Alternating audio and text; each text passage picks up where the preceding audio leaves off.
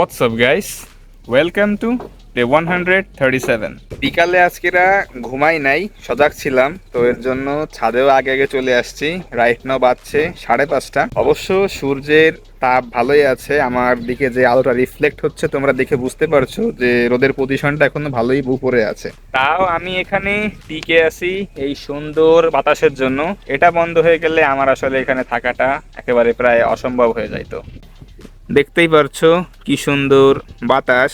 ছাদে আমার আসলে ইদানিং এই কারণেই সব থেকে বেশি ভালো লাগে আসতে। মোটামুটি বলতে গেলে অল টাইম এরকম বাতাস থাকে। দেখতেই পারছো গাছপালা কি সুন্দর একদম নড়তেছে, বাতাসের ভালোই একটা গতি আছে। ঝড় বৃষ্টি এখন না হলে কখন হবে জানো? তোমরা আমার কাছ থেকে জেনে নাও। ঝড় বৃষ্টি হবে ঈদের দিন, আর কোনো দিন না হলেও যেদিন তোমার ঈদ হবে ওই দিনই ঝড় বৃষ্টি হবে। কেননা আমি বিগত বেশ কয়েক বছর যাবত আসলে একটা বিষয় অবজার্ভ করে দেখলাম, খেয়াল করলাম যে ঈদের দিনই আসলে বৃষ্টি হবে। চাঁদ রাত বা তার আগের দিনগুলোতে কোনো রকম বৃষ্টি ছিটে ফোটাও নাই, একদম তীব্র পরিমাণ রোদ।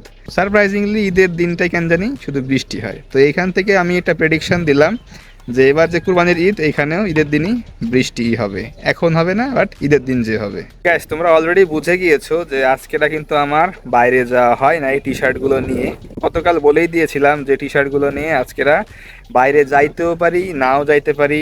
আমি এরকম একটা কনফিউশন আমার ছিল, তোমাদেরকে আমি জানিয়েছিলাম। তো সকাল হইতে হইতে আমার একটু প্ল্যান ছিল যে না আসলে দেখে আসি, বাট সাডেনলি আমার সামনে বেশ কিছু ঘরের কাজ চলে আসে। তো এর জন্য ওভারঅল আসলে আর আমি টাইমটা করে পারি নাই। আজকের একটু ঘরের কাজের প্রেশার ছিল, তো সেক্ষেত্রে আর আসলে আজকে যাওয়াটা হয় নাই। সময় আর বেশি নাই, ঈদের আছে আর মাত্র 10 থেকে 11 দিন।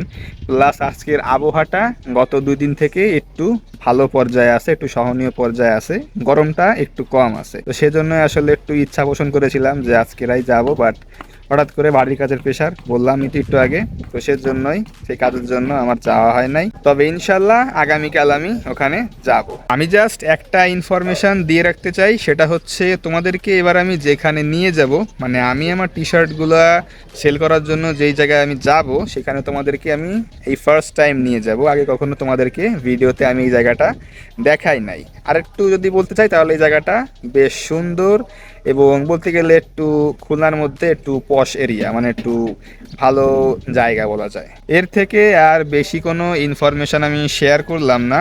যখন আমি যাব তখন তোমরা বাকিটা দেখতে পারবা। গাইস তো রাইট নাও আমি ভিডিওটা এখানে শেষ করছি, দেখা হচ্ছে একবারে রাত্রে। Stay tune. Alright guys, welcome back. একটা ভালো কাহিনী ঘটছে। তো কি সেই কাহিনী, just let me tell you. আজকেরা এশার আজানের সময় আমি ছিলাম ছাদে। গরম বেশি, তো এর জন্য ছাদে ইদানিং একটু বেশি সময় স্পেন্ড করি, ওখানেই কাজ বাজ করি। তো আমি কাজ করছিলাম আমার ফোনে, তো এই মুহূর্তে হচ্ছে হোয়াটসঅ্যাপে তোমার একটা মেসেজ আসলো। মেসেজটা হচ্ছে তোমাদেরকে মাঝে আমি বলেছিলাম না যে বয়রা বাজার খুলনা আমার একটা পার্সেল ছিল, তো সেই লোক আজকেরা আবার আমাকে মেসেজ দিয়েছে তার আরেকটা টি শার্ট লাগবে। এর আগে তো সে টি শার্ট নিয়েছিল নারুটোরটা, আজকেরা সে চাচ্ছে নিতে হচ্ছে তোমার এই মাদারা টি শার্টটা, এই যে এইটা একদম শুরুতে দেওয়া আছে। তো সে হচ্ছে আমাকে ছবি পাঠিয়েছে ইনবক্সে, তারপরে বললো যে ভাই এটা লাগবে, আগামীকাল যে দিয়ে আসতে পারবো কিনা সেটা আমার কাছ থেকে জানতে চাচ্ছে। তো সকালে আপডেটটা দিব। বিশেষ করে আমি তো এখন অ্যাড রান করতেছি না, ঠিক আছে? আমার তো এই যে যেমন ধরো যে ভাই হচ্ছে আমাকে একদম অর্গানিক্যালি রিচ করেছে, আমাকে অ্যাডের মাধ্যমে আমাকে রিচ করে নাই। এটা আসলে মাঝে মাঝে অর্গানিক্যালি সেল হলে একটু সারপ্রাইজড হই। মাঝে একটা পাঠাইলাম ময়মনসিংহে, তো সেটাও কিন্তু অর্গানিক ছিল। তো মানে একটু সারপ্রাইজ হচ্ছে, কারণ আমার ব্র্যান্ড বা আমার বিজনেস সাথে এতটা তোমার বড় হয় নাই যে কাস্টমার অর্গানিকলি আমাকে রিচ করবে, ঠিক আছে? তাই এই মুহূর্তে আমার ব্র্যান্ডের যে পজিশন, আমার ব্যবসা যা পজিশন, আমাকে আসলে পেইড অ্যাডস দিয়ে আসলে কাস্টমারকে টানতে হবে। ওয়ারেজ আমার এখানে নর্মালি অ্যাড ছাড়াই চলে আসছে কাস্টমার। তো এটা আল্লাহর রহমত বলা যায়, আলহামদুলিল্লাহ। একদিক থেকে বিষয়টা ভালোই হয়েছে যে আগামীকাল তো এমনিতেই আমি আমার টি শার্টের স্যাম্পল নিয়ে যাব মার্কেটে। তো সেক্ষেত্রে সে যেহেতু সেই কাস্টমার যেহেতু আমাকে বলছে তার একটা পার্সেল দেওয়া লাগবে, তো একদিক থেকে ভালোই হলো যে কালকে আমার কাজটা আমি করে আসতে পারবো, প্লাস তার পার্সেলটা ডেলিভারিও আমি করে আসতে পারবো। মানে এক দিলে দুই পাখি মারা যে ব্যাপারটা আছে না, তো সেই জিনিসটা হয়ে যাবে। তো যাই হোক, আগামীকাল তো ডেলিভার করে আসবো, প্লাস আমার যেই স্যাম্পল দেখানোর কাজটা বায়ারদেরকে সেই কাজটাও করে আসবো। এখন আসলে দেখার বিষয় যে পার্সেল ডেলিভার তো মোটামুটি আল্লাহ দিলে ইনশাল্লাহ করে দিতে পারবো, হয়ে যাবে।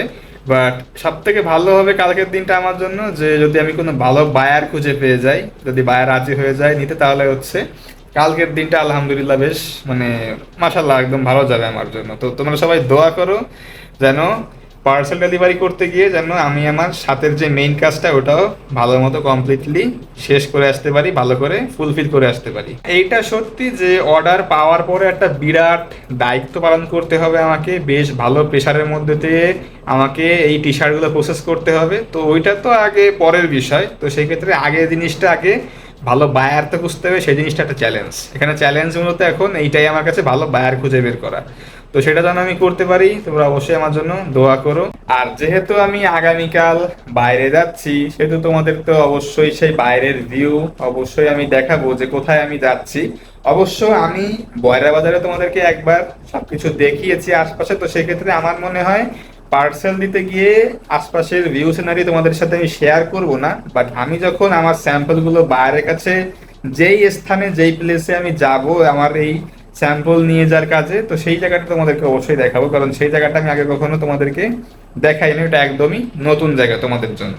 গাইস, তো আমি আশা করছি যে আগামীকাল ইনশাল্লাহ তোমাদেরকে একটা ভালো ভিডিও আমি দিতে পারবো, আর তোমরা আমার জন্য একটু দোয়া করে জন্য আমি ভালো একটা বায়ার পেয়ে যাই। তো গাইস, রাইট নাও বেশ কিছু কাজ আছে আমার, তো ভিডিওটা আমি আজকেরা এখানেই শেষ করছি।